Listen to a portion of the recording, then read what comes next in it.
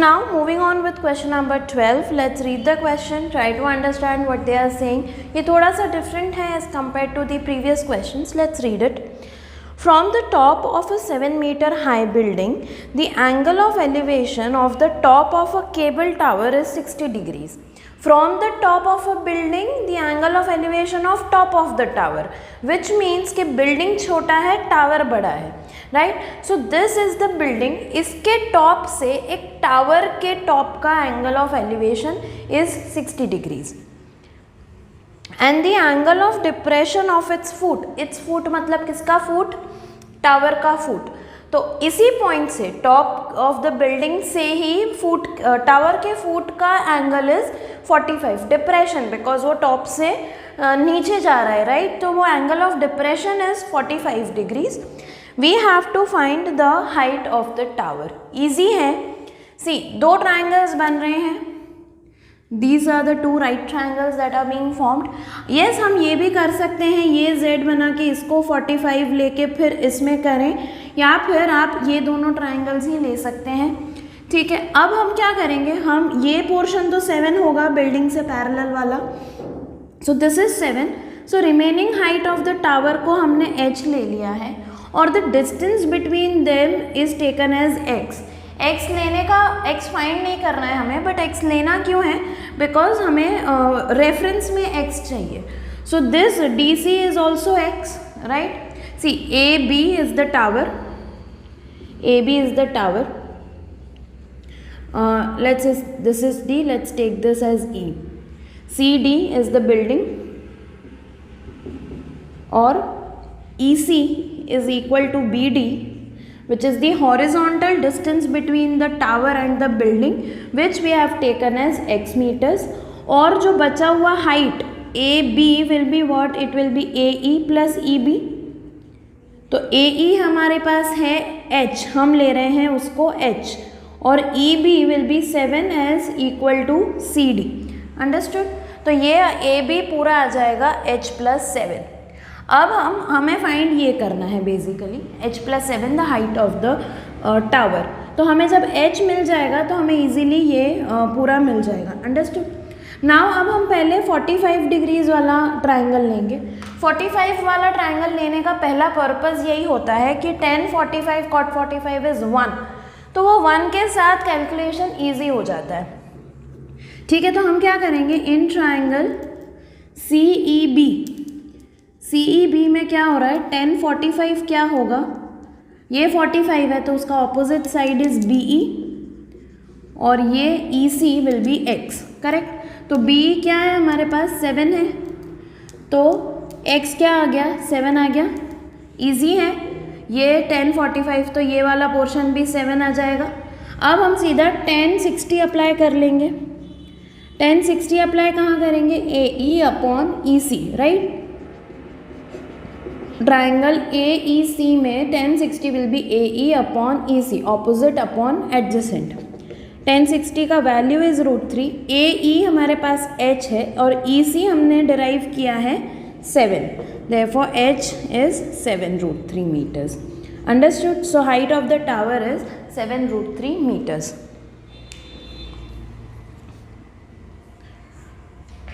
Moving on with the 13th one. इसमें भी कुछ ज़्यादा डिटेल में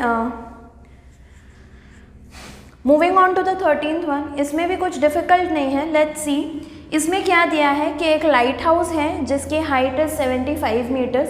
लाइट हाउस मतलब वो जो रिवर बैंक्स पे, सी बैंक्स पे एक्चुअली जो शिप्स को मॉनिटर करते हैं, they are the light houses. Okay, तो एक लाइट हाउस है जिसका हाइट है 75 मीटर्स, और वो सी के अंदर 2 शिप्स को देख रहे हैं from the top of the light house.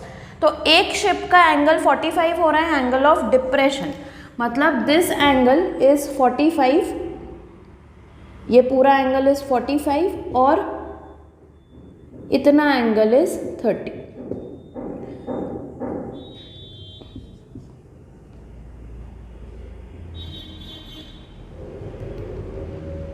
तो एंगल ऑफ डिप्रेशन है, मतलब ये बड़ा वाला एंगल इज 45, तो ये z बन के दिस एंगल बिकम्स 45, और ये छोटा एंगल इज 30, तो z बन के दिस एंगल बिकम्स 30 डिग्रीज। ठीक है, हमें फाइंड क्या करना है, हमें फाइंड करना है कि दोनों शिप के बीच का डिस्टेंस क्या है। Let's understand the question by reading it. And as observed from the top of a 75-meter high lighthouse from the sea level, the angles of depression of two ships are 30 degrees and 45 degrees.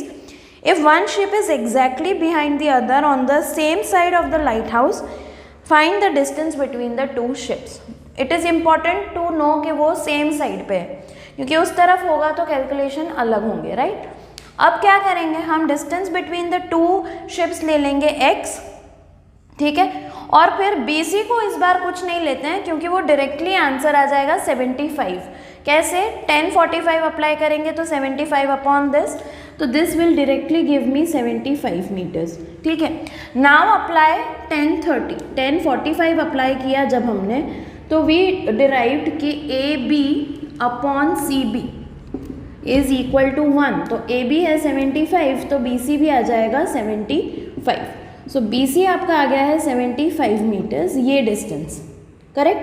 अब हम triangle, बड़े वाले triangle में 1030 apply करेंगे। बड़ा वाला मतलब ADB में 1030 अप्लाई करेंगे, तो वो होगा AB upon BD।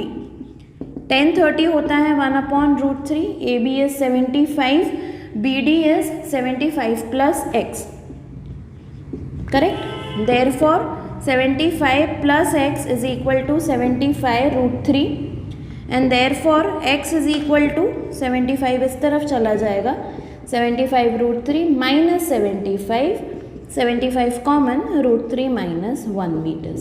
So this is the distance between the two ships, okay, so this DC, clear? That's how you will solve this one. This is question number 13 of your exercise 9.1. So let's read question 14 now. A 1.2 meter tall girl spots a balloon moving with the wind in a horizontal line at a height of 88.2 meters from the ground. एक लड़की है whose height is 1.2 meters और वो sky में एक balloon को देखती है जो मूव कर रहा है इन द हॉरिजॉन्टल पाथ। तो जब वो पहली बार देखती है तो उसका एंगल ऑफ एलिवेशन आता है 60। फिर बलून कुछ डिस्टेंस कवर करता है, वी कॉल इट x, और वो डिस्टेंस कवर करने के बाद उस बलून का लड़की के साथ एंगल ऑफ एलिवेशन हो जाता है 30 डिग्रीज। ठीक है, तो हमें फाइंड करना है कि उस बलून ने उतने टाइम में कितना डिस्टेंस कवर किया है। अब हमें ये 1.2 दिया है, तो ऑब्वियसली उसका विजन होगा from her eyes, that is the top.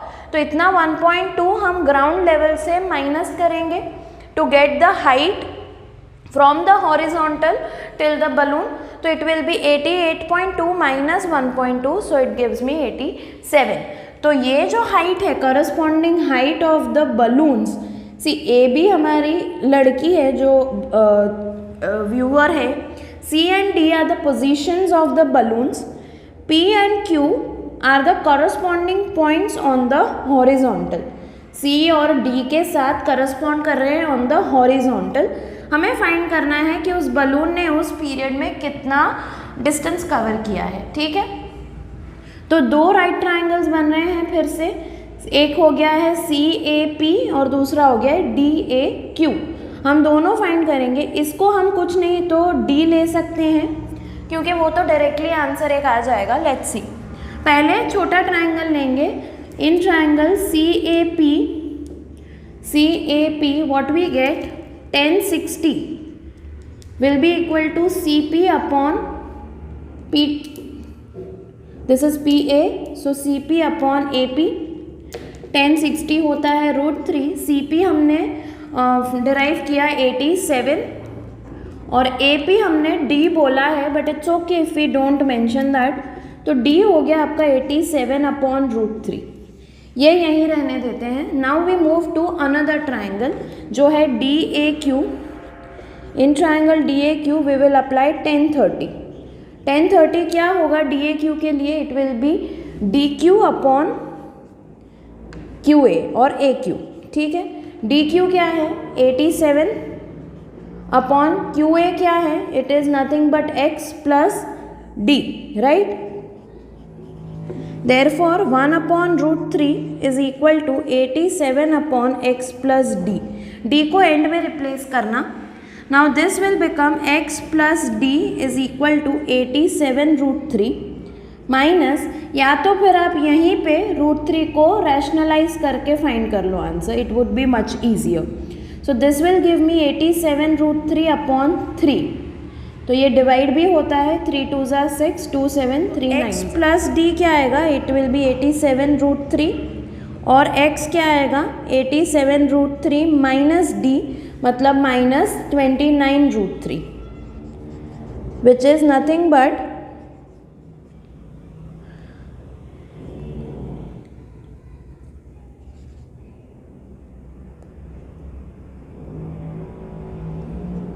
58 root 3 meters. So the distance travelled by the balloon in that period is 58 root 3 meters. Clear? So that's how you can do your equation number 14. Now moving on with the last one. ये थोड़ा सा difficult लगता है पर है नहीं. Trust me, ये इतना easy है, इतना easily हो जाएगा. It's just like other questions only. See, इसमें क्या है इस question में कि एक टावर है, उसके टॉप वाले पोजीशन से we are watching two cars जिनके angles of depression are 30 and 60 degrees. तो उस कार को 30 डिग्रीज से 60 डिग्रीज आने में 6 सेकेंड्स लग रहे हैं. ठीक है, हमें फाइंड कर रहा है कि उसे 60 डिग्रीज से फुट तक आने में कितना टाइम लगेगा. तो यू आर गिवन कि स्पीड यूनिफॉर्म है कार की. तो अगर डिस्टेंस बढ़ेगा, अगर डिस्टेंस ज़्यादा होगा तो टाइम भी ज़्यादा लगेगा ट्रैवल करने में. अगर स्पीड यूनिफॉर्म है, because distance and time are directly proportional to each other. तो अगर if we find a relation between the two distances कि x कितना है y कितना है, तो हमें डायरेक्टली टाइम का डिफरेंस भी पता चल जाएगा. तो हमने क्या किया है कि c और d का डिस्टेंस x लिया है और d और b का डिस्टेंस y लिया है और इसको h लिया है. It is not needed but reference के लिए h लिया है. फिर दोनों ट्राइंगल्स में हमने tan अप्लाई किया. जैसे tan 30 क्या होगा? h upon x plus y. अब हमें h नहीं चाहिए, ठीक है, तो हम h इक्वल टू समथिंग लेके आ गए.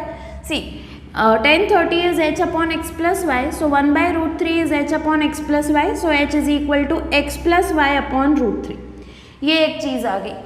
फिर हमने tan 60 अप्लाई किया जो होगा h upon y which is root 3 is equal to h upon y, दो y h is equal to root 3y.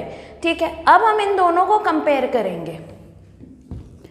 इन दोनों को कंपेयर करेंगे तो क्या आएगा? हमारे पास आएगा x plus y upon root 3 is equal to root 3y. Therefore what will this become? x plus y is equal to 3y. Therefore x is equal to 2y and therefore y is equal to x upon 2. मतलब कि ये जो उसको distance travel करना है वो इस distance से हाफ है. So if this is 10 meters तो दिस इज ओनली 5 मीटर्स. तो उसको 10 मीटर्स कवर करने में 6 सेकेंड्स लग रहे हैं, तो 5 मीटर्स कवर करने में उसको कितने सेकेंड्स लगेंगे? 3 सेकेंड्स. टाइम भी हाफ हो जाएगा. So the distance to be travelled is half of the distance already travelled in 6 seconds. Therefore the time taken is also half of the time taken to travel double the distance. Therefore the time taken to reach the foot of the tower will be 3 seconds. Clear? Yes, ये थोड़ा सा लगता होगा difficult but ये इतना ही करना है, फिर इसके आगे कुछ नहीं करना है. एक स्टेटमेंट ही डालना है that the speed is uniform. Therefore if the distance is halved then the time taken to travel that distance is also halved. Clear? So that's about your chapter number 9, some applications of trigonometry. Next chapter that we are taking up is statistics. Yes, that's right. Statistics, mean, mode, median, वो सब करने वाले हैं. Obviously it's a calculative chapter. It's going to be a lengthy one as well. But please don't miss any video of that chapter because it's going to be extremely important. काफ़ी ज़्यादा weightage है उस chapter का, so please वो chapter miss मत करना. तब तक इतने सारे चैप्टर्स हो गए हैं. We have covered 5 chapters till now, 10, 11, 12, 8 and 9. So please जाके keep on revising the chapters and come back again for chapter number 13 statistics. Okay, thank you so much. Keep watching us.